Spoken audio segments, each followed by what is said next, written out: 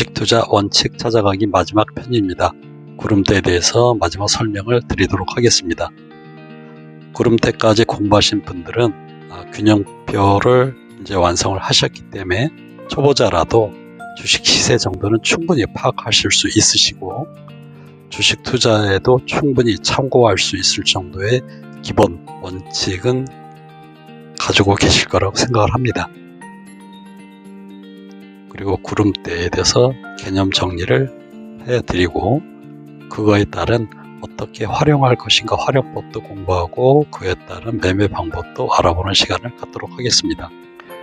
선행 스팬 1이란 전환선과 기준선의 중간값을 26일 앞으로 표시된 선으로서 화살표에 해당되는 1번 사항에 해당되는 구름대의 위쪽에 위치하고 있는 이 선을 선행 스팬 1이라고 합니다. 그리고 두 번째 선행 스팬 2는 뭐냐 하면 과거 52일간의 중간치를 말하는데 최고치와 최저치의 중간값을 26일 앞으로 나타내는 선으로 구름대의 아래 부분에 해당하는 선을 선행 스팬 2라고 합니다. 나와 있는 선을 양구름대라고 얘기를 합니다. 그리고 요걸 구름대라고 얘기를 하고 양구름대 구성은 먼저 말씀드린 대로 윗부분이 선행 스팬 1, 아랫부분이 선행 스팬 2 구성되어 있고 구름대는 이와 반대로 구성이 되어 있습니다. 그래서 양구름대는 매수세가 그만큼 많다는 것에 해당이 되고 구름대는 매도세가 좀 강하다고 보여져서 양구름대가 다소 좋다고 볼 수 있겠죠. 구름대를 활용하는 두 번째 얘기입니다. 자, 바닥에서 상승하던 주가가 구름대 안으로 들어왔습니다. 들어왔을 때 위쪽에 걸려서 더 이상 오르지 못하는지 그리고 다시 밑으로 꺾어지는지 구름대 안에서 어떤 혼조세를 보이는지 그리고 하단의 지지를 받고 있는지 이걸 살펴봐야 됩니다. 자, 상승하던 주식이 구름대 안으로 들어왔습니다. 들어와서 바로 상승하지 못하고 다시 꺾어졌다가 이 부분이 더 이상 상승을 못하고 하락으로 바뀌었습니다. 바뀌었다가 다시 상승하면서 매물벽인 구름대를 돌파하고 바로 가지 못하고 구름대의 상단을 지지받고 다시 상승하고 있습니다. 이처럼 구름대의 변화에 의해서 주가가 어떤 변화를 일으키는지 잘 파악을 하면 이 주식이 상승할 주식인지 하락할 주식인지 지표로서 활용할 수 있습니다. 돌파한 후 돌파하고 있습니다. 돌파한 후 여기 돌파 1차 돌파 2차 돌파 돌파한 후 구름대 상단의 지지를 받고 다시 재차 상승할 때는 추세 전환이 강하게 되면서 신뢰도가 굉장히 높게 됩니다. 이러한 변화가 있다면 우리는 관심을 조금 더 갖고 투자 마인드, 매수할 수 있는 마인드로 접근을 해야 됩니다. 구름대의 두께는 물량의 저항대로 보시면 됩니다. 만일 두께가 얇으면 돌파하기가 굉장히 수월하다고 보여집니다. 만일 이렇게 두꺼우면 이 저항대 구름대에서는 돌파하는데 굉장히 어려움이 있을 수 있습니다. 자, 구름대 활용 다섯 번째입니다.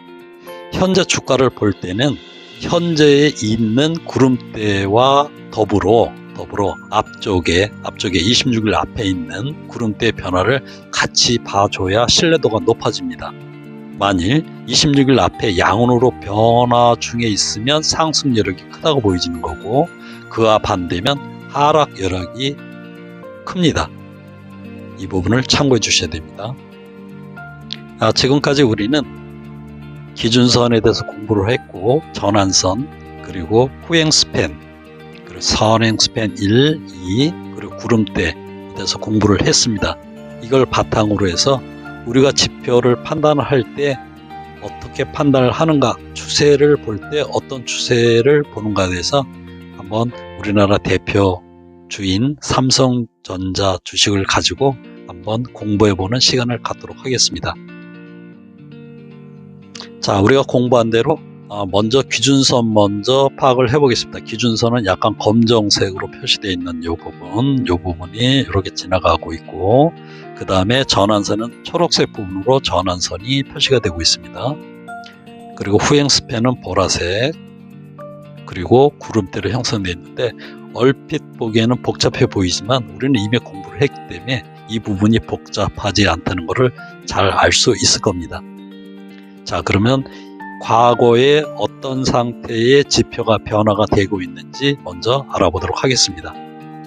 우선 기준선 먼저 보겠습니다. 기준선이 8월 24일 기준선을 봤을 때 구름대를 돌파하면서 상방으로 바뀌고 있습니다. 자, 바뀌고 있고, 그 다음에 전환선이 이미 이전에 기준선 위로 돌파를 하고 있고, 그리고 26일 뒤로 구분을 했을 때 후행 스팬도 주가를 상향 돌파하고 있습니다.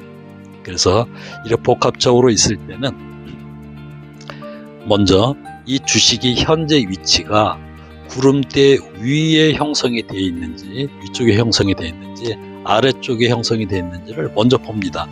그래서 만일 아래쪽에 형성이 되어 있다고 하면 이 주식은 우선 거들떠보지 않는 게 좋습니다.